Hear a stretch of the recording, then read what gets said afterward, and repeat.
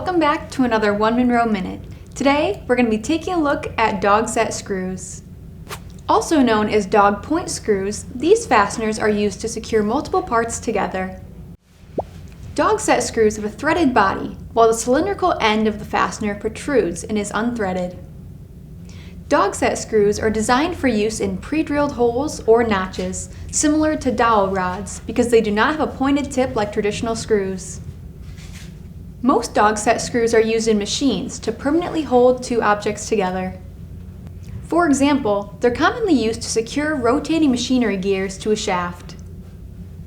Because they're commonly used in machining and industrial applications, dog set screws are designed with fine tolerances and are available in specific sizes and threading. Dog set screws are available in two primary styles, half point and full point.